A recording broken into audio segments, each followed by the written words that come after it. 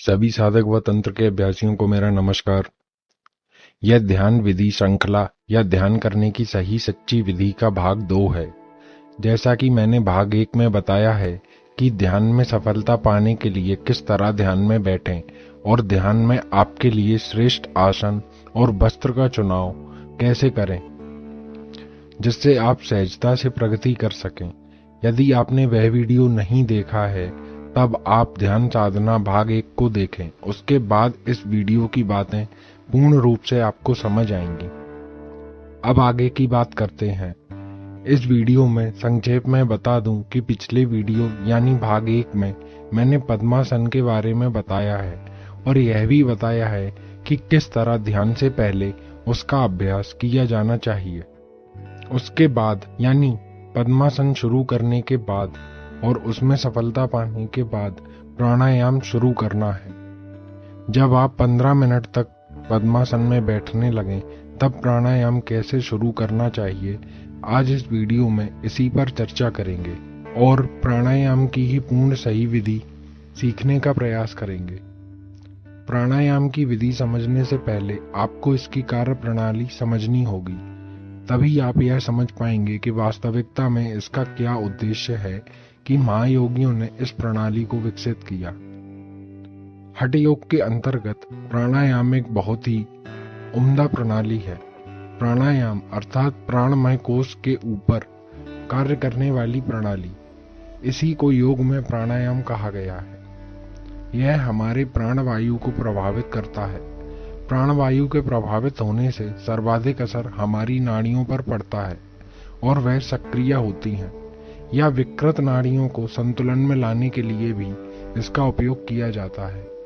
अब यह देखते हैं कि प्राणायाम कितने प्रकार के होते हैं और इन्हें योग में क्यों किया जाता है, अर्थात किस तरह यह हमें आध्यात्मिक उन्नति दे सकता है। प्राणायाम कई प्रकार के हैं, जिनमें कपालभाति, भस्त्रिका, उज्जयी, भ्रामरी, शीतली, अनुलोम विलोम या नाड़ी शोधन आदि नाम प्रमुख हैं। ये सभी अलग अलग तरह से प्राणवायु को प्रभावित करते हैं। जैसे कोई प्राणवायु को बढ़ाने का कार्य करता है तो कोई उसे शुद्ध और संतुलित करने का कार्य करता है।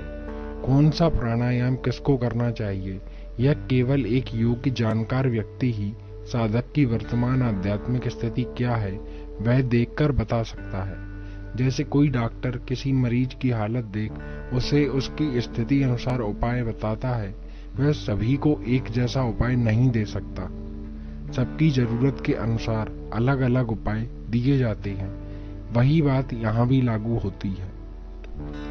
इसलिए इनमें सभी प्राणायाम सभी के करने के लिए अनुकूल नहीं होते या इनको करने का तरीका हर एक व्यक्ति के लिए अलग अलग हो सकता है। कोई योग्य व्यक्ति कुंडली में उपस्थित ग्रह और वर्तमान में साधक की आध्यात्मिक स्थिति क्या है यह देखकर साधक को कौन से प्राणायाम का चुनाव करना श्रेष्ठ होगा वह बता सकता है। आप इस मामले में हमसे भी सहायता ले सकते हैं। इसके लिए अपनी जन्मतिथि के साथ हमें ईमेल करें। पर कुछ ऐसे प्राणायाम भी हैं जो आध्यात्मिक उन्नति के लिए सभी को करने चाहिए, या अगर आप अभी ध्यान शुरू कर रहे हैं या आपको ध्यान करते हुए 1 या 2 वर्ष ही हुए हैं तब आपको यह 3 प्राणायाम तो अवश्य ही अपने अभ्यास में जोड़ने चाहिए, जिनमें कपालभाति, भस्त्रिका, अनुलोम विलोम हैं, जिसे नाड़ी शोधन के नाम से भी जाना जाता है। आज मुख्य रूप से इनको करने की ही सही विधि को समझेंगे। इन तीनों को करने के लिए सबसे पहले आपको चाहिए कि आपका पेट खाली व साफ हो, अर्थात सुबह उठकर नित्य क्रियाओं को करने के बाद इन्हें करना सबसे अच्छा होता है। भरे हुए पेट इनका अभ्यास कभी भी नहीं किया जाना चाहिए। अगर आपको कब्ज या कॉन्स्टिपेशन की शिकायत है तो आप पहले उसका इलाज करें। इसके लिए आप त्रिफला का चूर्ण सेवन कर सकते हैं या एनिमा का प्रयोग भी कर सकते हैं, पर यह करने से पहले किसी डॉक्टर की सलाह अवश्य ले लें और उसकी सलाह से ही इसका उपयोग करें। कपालभाति। अब हम सबसे पहले कपालभाति को करने की विधि को देखते हैं। पद्मासन में बैठ जाएं। अपना मेरुदंड या रीढ़ सीधा रखें। कुछ पल स्थिर रहें। शरीर को तनाव मुक्त करें। कंधों को तनाव मुक्त करें और सभी मांसपेशियों को तनाव मुक्त कर दें। फिर आंख बंद कर लें। अब एक सहज रूप से हल्के से सांस भीतर खींचें। जब सांस भीतर जाएगी तब पेट स्वतः ही बाहर आएगा। यह जितना सहजता से आगे आ रहा है उतना ही आगे आने दें। जोर लगाकर इसे आगे नहीं निकालना है। जब सांस अंदर ले लें तब एक हल्के झटके के साथ पूरी सांस बाहर निकाल दें। इसी तरह बहुत हल्के हल्के इसका अभ्यास शुरू करें। शुरू में लगातार 30 सेकंड तक करें। 30 सेकंड बाद 10 सेकंड के लिए रुकें और एक विराम लें। फिर पुनः 30 सेकंड के लिए इसी के अभ्यास को दोहराना है। इस तरह कुल 3 बार इसका अभ्यास किया जाना चाहिए। 20 दिन के अभ्यास के बाद 30 सेकंड से समय बढ़ाकर 1 मिनट तक ले जाएं और बीच में 10 सेकंड का विराम लें। अब 3 की जगह 5 बार यह करना है। इससे अधिक बढ़ाने की आवश्यकता सामान्य रूप से नहीं रहती है। कपालभाति के बाद 30 सेकंड का विराम लें और स्वाभाविक रूप से श्वास लें।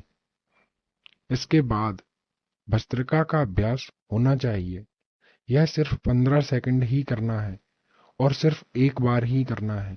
इसके लिए भी स्थिर बैठे रहें और धीरे धीरे लंबी श्वास भीतर भरें। अपने फेफड़ों की पूरी क्षमता के अनुसार श्वास भीतर भर लें, किंतु यह श्वास लंबी और धीरे धीरे भरी जानी चाहिए, यानी कि गहरी श्वास भीतर लेनी है।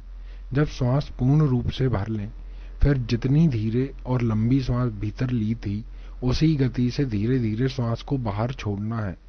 बिल्कुल धीरे धीरे यह प्रक्रिया करें।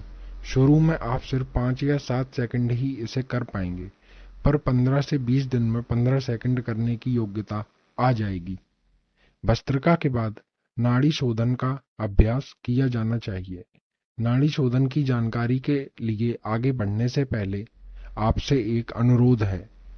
आप कृपया चैनल को सब्सक्राइब और वीडियो को लाइक अवश्य ही कर दें। यह आपका दिया हुआ हमें एक सहयोग है। आपके इस छोटे से प्रयास से मुझे ध्यान और तंत्र के अन्य भी कई रहस्य के ऊपर जानकारी देने की प्रेरणा मिलती है।